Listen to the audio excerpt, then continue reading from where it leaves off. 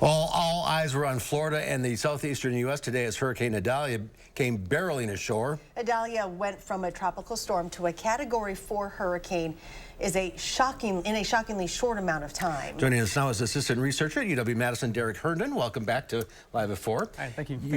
You researched hurricane intensity using satellite images. So you were watching Idalia yesterday. Why did it form so quickly? Well, the short answer is that the Gulf of Mexico is incredibly warm right now. It is. We were actually set records for water temperatures in the Gulf of Mexico. In fact, some people may have heard earlier this year that temperatures hit 100 degrees on the edges of Florida there. Now, that's not where Idalia passed over. Those temperatures were more like in the 90s, but that's still very, very warm, and that's the fuel that drives these hurricanes and drives intensification. It seems, we know that hurricane season, it started earlier, but it seems like August, September is really when the superstars decide to come out. That is very true, yes. The season starts in June, on June 1st. It takes a little bit of time for the ocean to warm up sufficiently to cover enough over enough area. So we typically see the season really start to ramp up in the middle of August, and then so that period, like about August 15th to October 15th, is really where we get the bulk of our activity, and that's when we get our strongest storms. And you're right around the I in the alphabet at that time. That is. Ike, Idalia, Ian. Yes, the most retired letter in the alphabet is I. Really? Yes. That's interesting. Yes. So how do you, when you're tracking these storms, they have a pretty good idea where it's going to go, but like Ian took a turn and surprised everybody.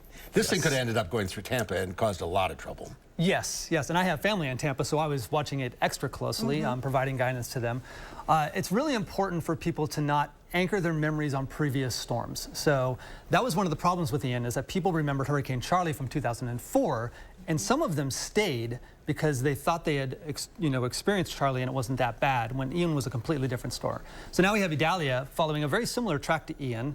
And everyone was waiting for that turn, right? For it to turn, but it didn't. This is a different storm. It was different dynamics, a different atmosphere, and people need to keep that in mind, that just because the storm is an ice storm again, it isn't going to do what the last ice storm did, and they need to follow the advice of the local officials, and I think, thankfully, many, many people did that.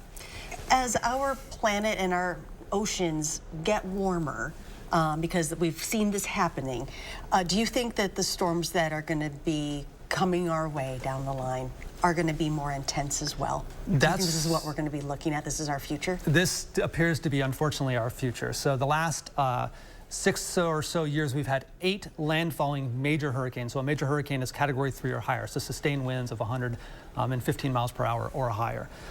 Several of those were Category 4, and one of those was an incredibly rare Category 5.